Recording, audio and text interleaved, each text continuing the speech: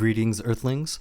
Welcome to Level 33, a weekly podcast with the 33 illustrators that contributed artwork for the book Eclipse of the Mourning Star. I am the author and your host, Robert Eujean Ogden. Eclipse of the Mourning Star is available online at all bookstores as well as on the book's website at eclipseofthemorningstar.com or abbreviated EOTMS.com. This week's guest is Joel Green, the artist for Chapter 25, The End of the Beginning. Joel is a 3D artist with a background in furniture design.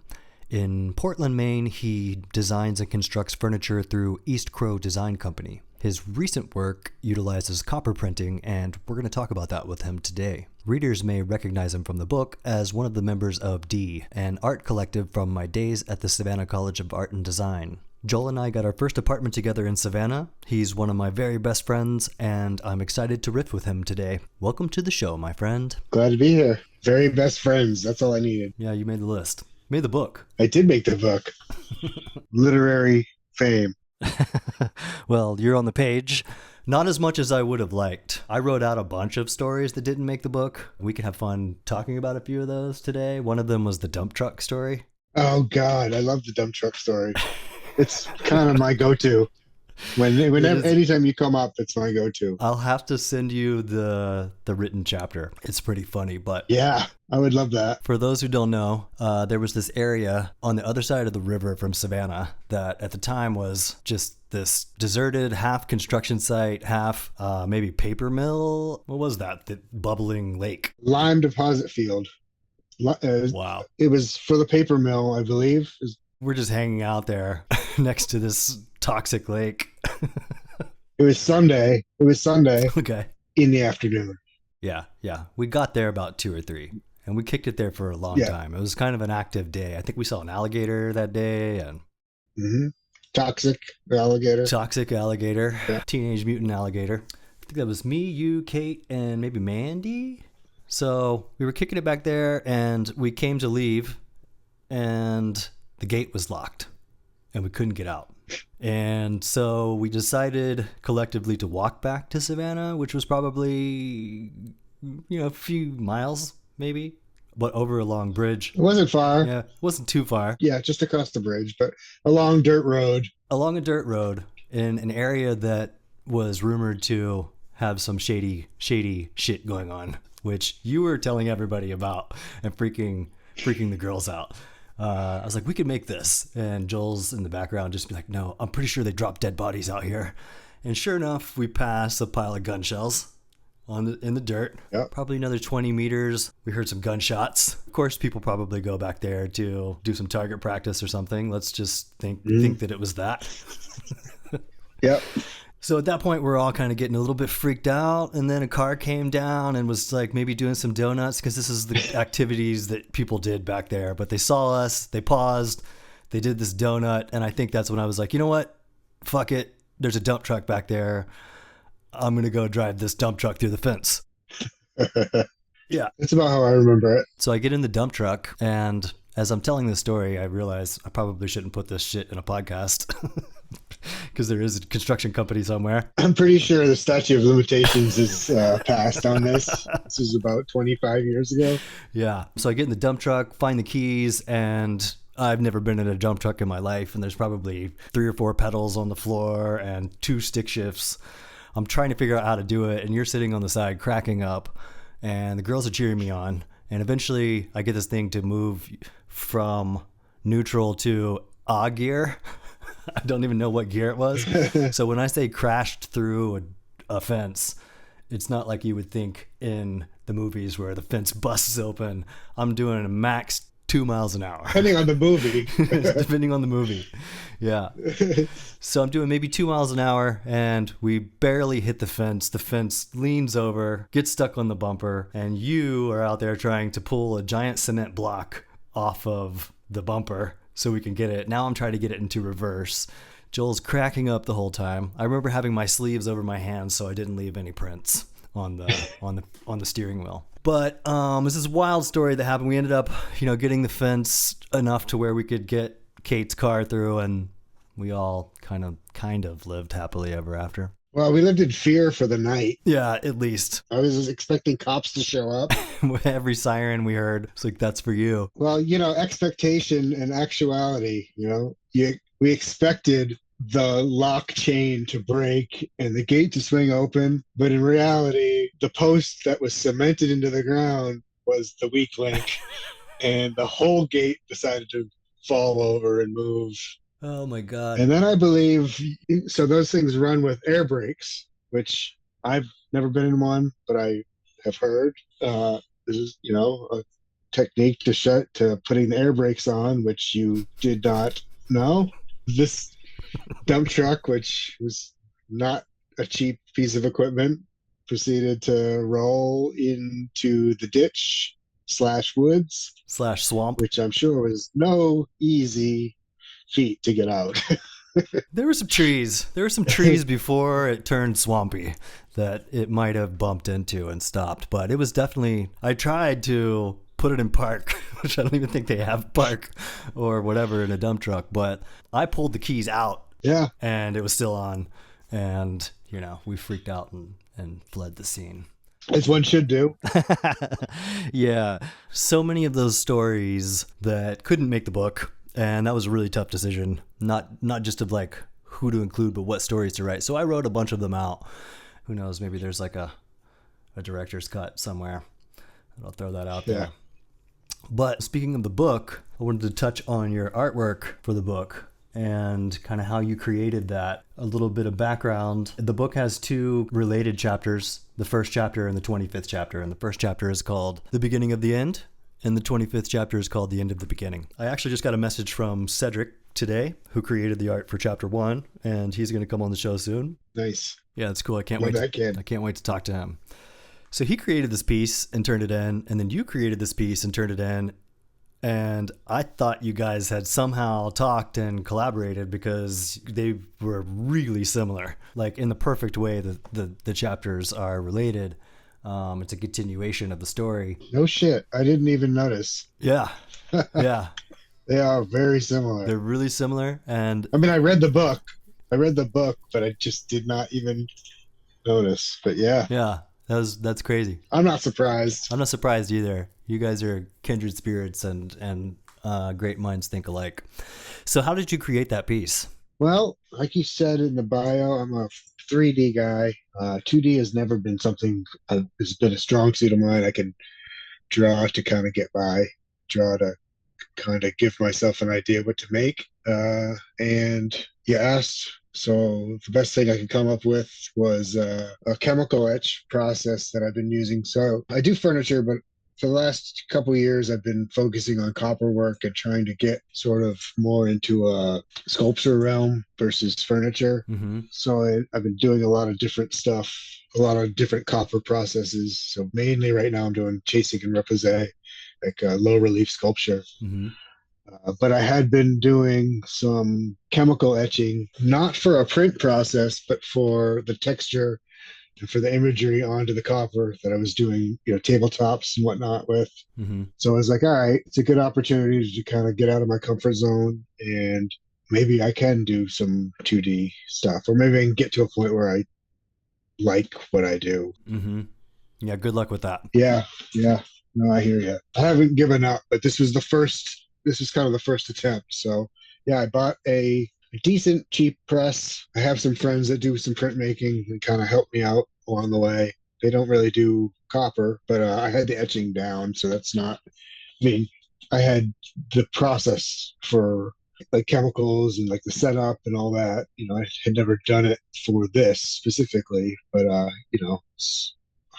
was halfway there already. So walk us through that. When you mentioned the chemicals, you start with a sheet of copper. Yep. What are you doing then? Do you pour the chemical onto the copper and kind of draw with the chemical? Well, I'll give you the rundown. So I for the image, I obviously read the chapter you gave me at that point.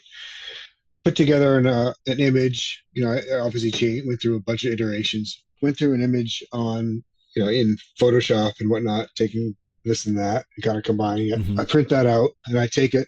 So then I take my sheet of copper and I put a ground on it, ground is like a resist. Okay. Kind of roll it on for the roller, and then took my image and some transfer paper, traced it out. So I had white lines, and then I take an awl and I go in and scratch away the lines that I want to be ink. So I scratch everything out, and then I take that sheet of copper and I put it in a ferric chloride solution, some other stuff in there, but it's basically ferric chloride, and it eats away at the scratched areas. And then I go clean off all the ground, take some ink, and go through the process of, I don't want to get into that whole process, but, wipe the ink on, wipe the ink off. So it's just in the grooves, run it through a mill, a press, and that's what you get. Yeah. So you had done a few of those versions, right? To try to get it to have different contrasts and brightness and darkness. Yeah. That was the hardest part. You had sent me a few images of which one would I think would work, and then with a lot of these pieces that went in there, I was really wanting it to pop on the page in the book. So it's interesting because you did send me a version of that print, which is framed. I'm looking at it on the wall right now. And this one's really sick, and it's really dark, and it's just kind of that challenge of taking an original, somehow scanning it at high quality, and then translating that to a book that then goes to a printer. And there's a lot of different variations of how to get that. And then yours specifically was one that I ended up wanting to print all the images to the edge of the page, which is probably what took the longest. I used InDesign to lay out the book, probably because that's the best for image specific book designs, image heavy book designs, which with 33 pieces, that's a lot. Yeah. And for most of the pieces, it was kind of about, am I going to have to crop or change the aspect ratio of the piece? And luckily with yours, I didn't have to crop too much, but I've got probably 5 different proofs here from different printers, and cheating that to the edge of the page, I think I finally got the whole cloud in the final version. I thought I was one of the people that followed the instructions and tried to get you the correct size. You did. Which actually worked for me because, smaller copper, easier to work with. I can't tell you how difficult InDesign is. And as I started doing the different layouts, it's all the different bleeds that go to the edge of the page, and then it doesn't compensate for the printing press chopping off the edge of the page. So they want you to make it even extra bigger in case they fuck it up. Yeah. So, it came out great, man. I was really, really pleased with that. And it's one of the ones I talk about the most because it is such a process that you do. And I've kind of been fascinated with all the shit that you do since the beginning, even including furniture, because that was your only major, or were you also a sculpture major at SCAD? Sculpture minor. Yeah, so you were always in the studio getting to work with these cool machines. And I did want to talk about your shop. So you mentioned a press. I'm guessing you have a press, and I've seen your shop in person, and it's quite the sight. Really makes me wish I had like a wood shop or something like that. I've always wanted to kind of move into that, and so I kind of call you every once in a while to get some advice on what kind of machines to get. So when you acquire a machine, how do you go about doing that? Do you buy them new, refurbished? I like the old machines. Yeah. I'm an analog kind of guy. I mean, I use CAD, but I don't use it to really design my stuff. I mean, when I do cabinets and stuff, yeah, it's easy. Just run stuff through CAD. I don't need to be, hand drawing stuff. But I'll use it for like footprints or like scale and size. I like doing everything myself, which is a flaw at times. Same here. But I wouldn't really have it any other way. I like things. I like maker's mark. I like seeing human hand in stuff. Yeah. Like there's some perfectly imperfect stuff. Definitely. Machines, no. I like the old stuff.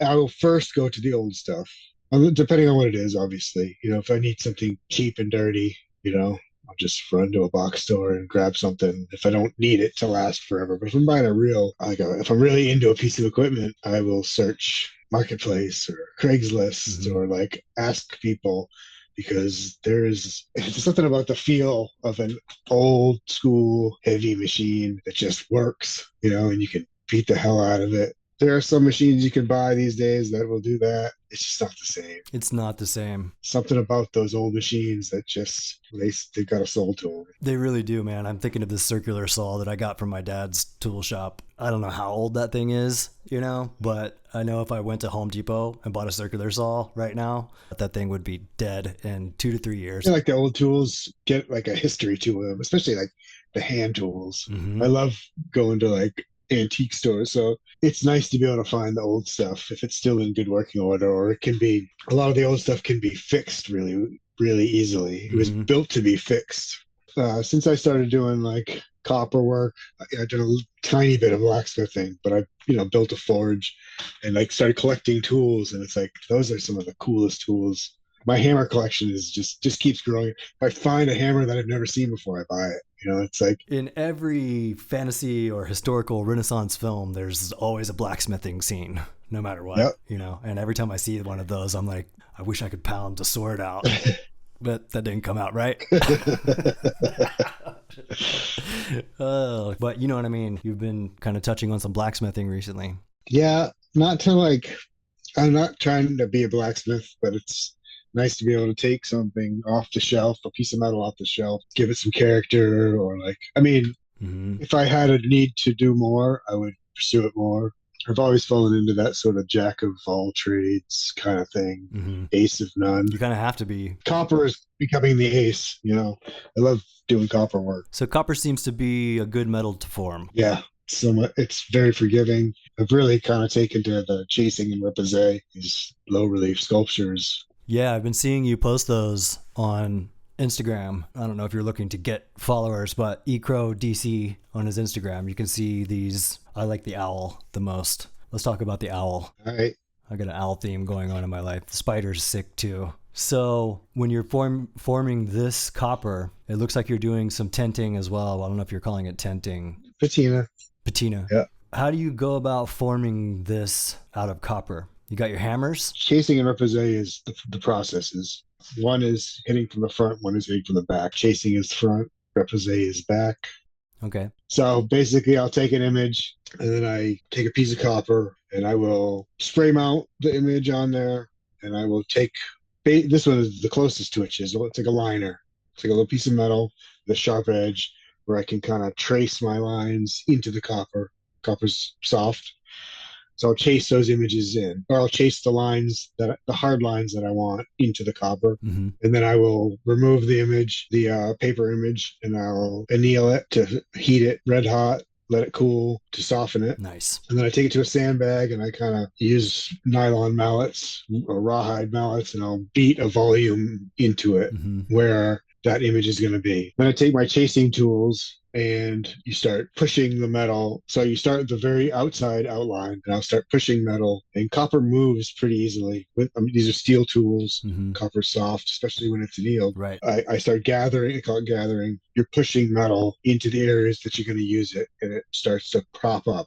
Well, let me take a step back. I put them in pitch. It's basically like, it is kind of what it sounds like. It's very close to like pine pitch, but it's a concoction that's kind of supposed to mimic that. You heat it up, it gets soft, it cools down, it's nice and hard.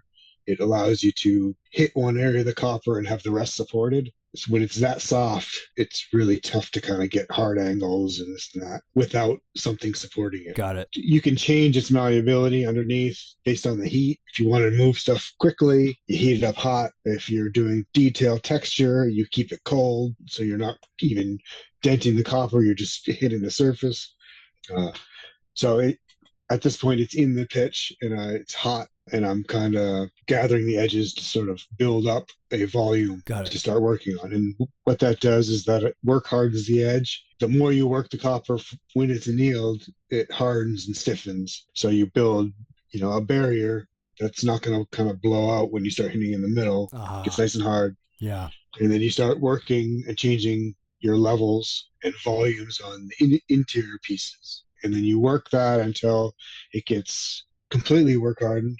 and then I pop it off the pitch, re-anneal it so it's soft, put it back in the pitch, and then start working. And each time I do that, you get more and more detail, more and more form. You start building up forms. You start getting all that. Yeah, you're into a true art form at that point. That's very appealing to me. I love it. I have this app called Calm, which is a really dope app. I love it. I use it for meditation. HBO put out this series of Calm. It's really cool. They have all the different narrators that do this. I'm trying to think which narrator did this piece. I know I'm a fan. It might be Keanu, actually. Keanu Reeves does the narration for this piece, but basically there's a guy who builds a canoe the old way. So he takes a tree. He, has to treat the tree. It takes over a year at least, if not longer. But you mentioned the pitch, and there's nothing that he uses that's not natural. So he gets the tar from the trees. Everything comes from the trees that he uses, even the tools. He has to start by creating the tools that he's going to use, and over time chisels out this canoe and pours the tar on it to harden it. And I really love art forms like that. I'd love to get into that. I've been thinking about getting into woodworking at some point, especially because Doug is doing his skulls right now. Yep. I've seen him doing this Dremel work that he's posting on his Instagrams, and I have to keep in mind as he's doing it, he's making it look easy because he's a tattoo artist. So it's probably pretty natural jump, but he hasn't been doing it for that long, and the skulls that he's doing are pretty intricate designs and look really sick. Well, I tried to get you to move here, and you could use the shop if you do. That battle has not stopped here. I'm still pushing for it. Okay. The fact that it's a battle means it's a loss. When it comes to the wife. It's pretty much a loss, but I still bring it up sometimes, especially when Los Angeles is burning to the ground, and I'm like, this shit's not happening in Maine. Nope. They might have a different set of problems up there. It's ticks. That's when it's ticks. Yes, that's our biggest problem. Shit. Gross. Monster ticks. I think the biggest problem is trying to get the Cali girl into Maine winters. Yeah. She pretends like she's open to the idea, but she's hard no.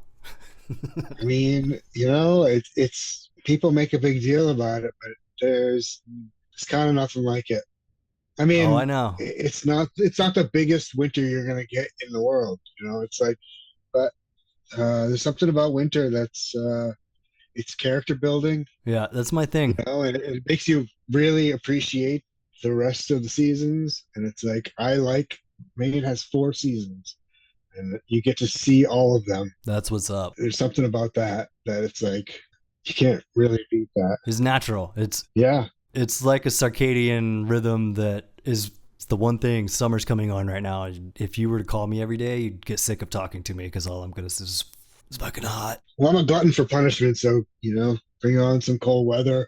And it just gives me something that I can actually bitch about instead of just bitching about nothing. Yeah. So a little backstory. When we didn't have to evacuate, we were not in an evacuation zone when the fires were blowing up last year, but we had a 1-year-old in the house, and we were getting ash on our house. So we decided to bolt for a little bit and try to get out, just in case it spread. But that's when I was really talking about Maine. And so Brina asked, like, when are you going to go? And I was like, I don't know. I got to check with Joel on his ice fishing trip. And she's like, ice fishing? Yeah, you're going to go ice fishing. She's like, do you want to go ice fishing? I was like, yeah, it sounds amazing. Let's do this. She said that? Oh yeah, man. She loves the snow for a few days, but she's a lizard. She needs to be basking on a rock somewhere. We'll see how all that goes. But kind of bringing it back to the artwork. I remember all the furniture pieces you were creating in school, which were amazing. And one of your final pieces was a bench. And we were all kind of drooling over this bench. It was a masterpiece of yours at the time. And I love that you kind of looking like you don't even remember it. I think I do. There's a lot of memories from Savannah that are now starting to resurface in the last couple of years that have just been tucked away. Oh, yeah. Some good, some not so good. Some not so good. Some really good, most of them really good. Once you start thinking about something, all of this whole flood of details comes back that, your mind tucked away for a reason. But I always wanted to commission a piece from you, and I remember that particular bench that I'm talking about, someone bought that and it didn't make the trip. It was sent somewhere for a show. I think on the way back, it got dropped off a truck and destroyed. Yeah, it was a good one. It was fun. That was a fun piece. Damn. Not really my style now. Yeah, that was a modern piece. Yeah. Well, furniture for me was a safety net. It's a very practical. I felt I could learn a lot of skills I could monetize. Mm-hmm. And, I could learn a lot because I'd never really done any of that stuff. It was kind of a punk out move though now, because the sculpture was my love. Mm-hmm. Just didn't think I didn't feel safe, which is kind of brings me to now, which is all I'm doing is copper sculpture, and that's all I care about doing. I'm not really searching for real work. Yeah. This will be real work, but it's like, I know what you mean. But yeah, you got to break your teeth on something. Yeah. And like you said, you have so many, even tools at your disposal, both literally and figuratively. So for those who might be endeavoring into furniture, even at SCAD or anywhere else right now, where did you go after SCAD, and where did the career take you? Like right out of school, I was doing, actually probably still in school, was doing like construction work, mm-hmm. that kind of stuff, mm-hmm. until I got a job doing CAD work. I did some work for Palmer Johnson Yachts, in their interior completions. So I was doing nice. CAD work, and nice. I didn't really want to go to school. So art school was like, I'm interested in making stuff, but I was always about making things that were really important. The objects that I like are cherished, not stuff that's just decorating. Right. Or things that are disposable. Like, I wanted things that had more weight than money. The same way I talk about the old tools, like they have a history, they carry a history. Yeah. Like I wanted to make things that were important to people. So I chose a path that was not that, thinking that I could make it that. But it's like, I was doing that for quite a while in the cabinet shops and felt pretty disillusioned that I had wasted 4 years trying to do my own art. My goal was always to make what I want and sell it, right. Like not have people put input. That was always the goal in my head. Mm-hmm. And I was like, what did I waste my life for? My time, not my life. But like, what did I waste my time for? And how can I get back there? So I enrolled in grad school, went to Rhode Island School of Design. You went to RISD? I went to grad school at RISD. I did not know that. My goal was to kind of get back on the path. Right. It's like I knew I had the physical skills to do stuff, but I didn't have a place to do them. I didn't have the time to do them. Yeah, that's a big leap. You got to take that jump, which takes a little bit of craziness. Yeah. It's a swan dive, right? You don't know what's going to happen, especially if you've done it a little bit later in life. Yeah, I have to say, for any young aspiring artists that are listening, it takes a lot of courage to make that switch. But it seems like that's the that's the ongoing thread of being an artist of any form, anywhere. Even to just decide I'm going to be an artist is, especially, I guess we could talk a lot about what that's like in this country. The U.S. isn't really artistically inclined. Right. I'm always jealous of all of them who are in France. Did you know that? I don't know the fine details of this, but I think once every 3 years they get 6 to 9 months paid off to just create. Wow. And they consider it a gestation period, that if you're an artist or working in a creative field, every 3 years you get 6 to 9 months paid from the government. Wow. Because they value that, something that never gets fucking valued in this country, which is it takes time to even think of an idea. Yeah. And time is money, and I just think it's pretty cool that Henry Ford fucked us all. Yeah, I spent a lot of time in the last couple of years trying to decondition myself from that 40-hour work week. So I feel like, I could be doing the same thing on a Saturday that I do on a Monday, but Monday is so much more stressful because it's like I'm programmed to work. I get depressed because there's something wrong. Like this is like when I'm expected to be working. Yeah. And it's like trying to switch over to do artwork, that process doesn't fit into a 40-hour work week. You need to take time to think about things, and it's like there's not money at the end of finishing a project. So it's very depressing to kind of, the ingrained mindset of feeling like a worthy human being Yeah, the self-worth. fits into that 40-hour work week because that's what you're expected to do. Or it's like, if you're fucking off on a Monday and you see everyone else going to work and be like, I'm just a loser. Exactly. That's a part of the free fall they don't talk about. Many times in the beginning of writing the book, as soon as the sun would start going down, I'd start getting really fucking anxious. Or in the morning. In between, I was kind of okay, but what I noticed was 5 p.m. was happening. So the buzz of the planet and everybody coming home from work. Yeah, I know exactly what you mean. You got to break that system. You do, because creativity doesn't... You can get good at creating things 9 to 5. That's not the problem, yeah. That's not the problem, but there's a flow that creativity makes you submit to, if nothing else. And as I sit here and try to fight the flow, for the longest time when I was writing the book, I would sit down and try to force out things, and it just turns out terrible, or I leave feeling like shit. When you feel like pressure during those hours, when it's like work week, you just find something that makes you feel like you're doing something, which isn't necessarily the best thing for pushing your work. Or, it's not a 9 to 5. It doesn't have a linear sort of pattern to make yourself feel better, or me anyway. I would just do busy work.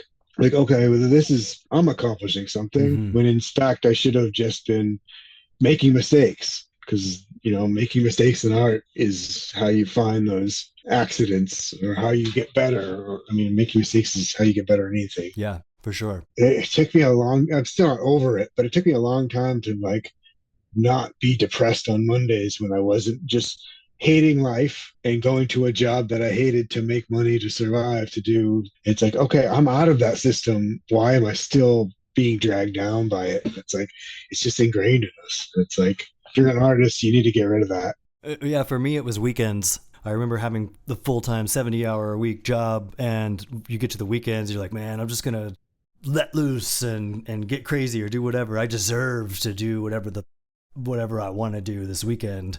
And suddenly when I'm having to shift into the artist mentality and the artist work week, and however those hours might turn out in the day, the weekends didn't feel the same, I feel like the week, if I'm working on a weekend, I may not love it, but I secretly love it, because it's like, it's bonus time. It's like, okay, Monday I wasn't getting this done, and I felt shitty about getting this done. If you work on Saturday and Sunday, it's like double bonus. It's like you're advancing a project, and it's not during the week. This is like my free time that I'm giving up. It's like the opposite of feeling depressed for not getting it done on a weekday. I'm not getting paid extra, but it's time and a half in my head. Like, this is like, it's like, and I can take, and it's like, I'm not rushing through it. I always give, building cabinets. I give myself a schedule. Like, all right, I want carcasses done by this time. I want face frames done by this time. I want doors done by this time. It's an arbitrary schedule in my head. It doesn't mean anything, but it's like, if I'm not hitting those deadlines, it doesn't feel good. But Saturdays, it's like, it's free time. I'm just making it up, and it's like, I'm a good worker. It's like in my head, I'm like, yeah, it's like, who the hell am I trying to impress here? Exactly. It's like, exactly. Fucking Henry, you screwed us all. Henry Ford. Yeah. Anyway, I wanted to talk about your time in jiu-jitsu, because you started that in Savannah for a short period of time. So when did you pick that back up? It's probably 5 years ago. Yeah. Time flies. You had a little background in jiu-jitsu, but I guess that's one of my hesitations in ever picking it up, is it feels like it's too late. Oh, it's never too late. No? Oh, no. There's all kinds of old dogs in there, Just getting started? Yeah. I mean, I was 40. I mean, like I said, I knew that I liked it. Yeah. And I had been in a pretty high level gym for a very short period of time. And I knew like it was addictive. And I knew I wanted to get back there. And it's like, I hit my low point with everything. And it's like, started slowly getting in shape a little bit here and there. And I was like, my goal was, I got to get back there. I know what that's like. So what do you think that brings to you when you attend? It checks a lot of boxes for me. Like, it's a workout, first and foremost. It's a self-defense, always good to have. It's a social circle, with like-minded people. It's an art form too, no? Yeah. It's a series of small goals that are attainable. There's nothing that feels better than having something that gives you that sense of accomplishment. And it's like, I get beat up all the time, like most of the time still. But it's like, it's something about that sort of the camaraderie. If you show up, you're going to be learning. Mhm. Where are you going to find a social circle that doesn't involve going to bars? Yeah, that's I mean, huge. bars have been my social circle forever. Rarely do I do that anymore. Oh, I feel It's you. like, Yeah, even when I do, or if I try, I'm like, why am I out here right now? and it's vulnerable. It puts you in a place where no one wants to be vulnerable, but everybody is there. Everybody's been beat up. You don't just start jiu-jitsu by being good. Yeah, for sure. There's a lot of suck. So are you advancing through a belt system? Slowly, I'm injured now, so I haven't been doing much in a while. Yeah, you But had a surgery recently on the bicep. yeah, bicep tear, How did that happen? jiu-jitsu. Yeah, but like, were you in in a close encounter with another man? I was. I was rolling around with another dude. Yeah, so did Happened you, to break my arm. he was trying to break your arm? Well, no. Well, I mean, just Not trying to break your arm, but he had you in an arm hold. not trying. No, no, no. It was actually not like a lock situation. He's trying to pin my arm to the mat with his knee. He's a Hmm. 200-pound dude. Between that and the force of me trying to push him to where I wanted him, yeah. Well, I hope you heal up with that, dude. And it happens. In 5 years, it's the only thing that's really happened. So, That's good. That's lucky. can I say something? Yeah. I really, it feels weird to say that I enjoyed the book because it is what it is. It's not Yeah, yeah. a pleasant tale, and especially knowing you for so long. But man, it was really great to kind of be able to put the timeline together, Hmm. because I mean, a lot of this was going on when we knew each other. We were roommates. You didn't talk a lot about this. Hmm. I didn't ask, like I'm sure most of our time was escapism, Most definitely. but it was like two things. It was great to kind of have the timeline of what was going on and kind of put that all together. Makes me kind of feel like maybe a bad friend for not knowing, but it's like maybe knowing you again wouldn't be as much escapism as we had. You know what I mean? Like we kind of had a lot of fun. Yeah, I think escapism was key to survival for a lot of us who are going through a lot of stuff then. Yeah. I wanted to comment on that because I've got that response from my great friends. It's not the first time somebody felt like a bad friend, which is an unfortunate side effect because my intention of writing the book and including everyone was like, yeah, if you made the book, you were a really good friend. Yeah. Reading the book, it's great to know that other people have this sort of like dualistic thought that I have. Hmm. People don't really talk about it. It's like I could, and I know you, so I know you're kind of Hmm. here and there. I know there's different personalities in there, and like I know that, but it's like it's nice to know that just by reading it, I could tell that other people have this battle going on, this conflict of not knowing. Well, I can see it from this way, I can see it from that way. They both make sense. What do I do? And it's like it's a constant battle. Hmm. It's like knowing which way is right or which way, am I being too much of this? Am I being too much of that? And you put it out on a page and it's brave, it's like, and I think that's probably the best thing I got from the book was knowing that I think this way all the time. And it's like, it's so confusing. It's so, it's like, I don't know where to go with it sometimes. Hmm. This could be anything. Yeah, Like yeah, it could be the simplest decision. yeah. I can see both sides of it, and it's like, and you put it down on a page and it was comforting. Awesome. Like I said, and I even know this about you, but it was comforting to see it in writing. And, it's like, I mean, I knew I wasn't alone, but, it's nice to know that other people think the same way and have the same sort of conflicts. And some people are just better at dealing with it. Some people are better at not showing it, maybe. Hmm. Yeah, most definitely. But it's like, I felt like that was uh, important. Thank you, my friend. I felt like I could tell that you were really writing it from the heart and not just. I mean, I feel like, I feel like this has been written for a long time. It has. It's Like, been in the works for a long not time. just since you started writing, not just since you started writing, but No, like, it's been in the works for a long time, and yeah, thank you for saying that, man, because that was definitely the goal of the book in general, was to kind of throw a little light out there for people, because especially in our collective, I think yeah, I'm calling it a collective. It's not a collective. yeah, It's just a group of dudes, Steve, just just a whole lot of D going on. Um, but yeah, we were all drawn together through kind of a quiet struggle. I think everybody was going through our stuff. yeah, We ended up losing a friend that didn't get it enough of a shout out in the book, in Oscar, yeah, yeah, struggling with his own demons, yeah, and a master of a bunch of different things. Shout out to Oscar. And yeah. Good and troubled dude. Love him. good and troubled dude, and that was kind of the theme of Yeah, the people we hung out with. It was certainly a goal of mine to reach people who are in a place where they do feel alone, and the truth is we are never alone, and it definitely feels that way sometimes. And I know that about our species, not just our collective of D, but from my own experience, that's where the darkness comes from, is when you really feel like you are alone. So I'm really happy that hit you like that, and I can't thank you enough for sharing that. Thank you. And yeah, I'm gonna go. all right.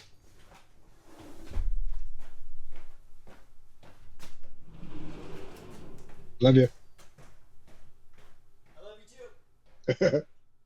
Eclipse of the Mourning Star is available at eclipseofthemorningstar.com or eotms.com for the typing impaired. Also available everywhere books are sold online.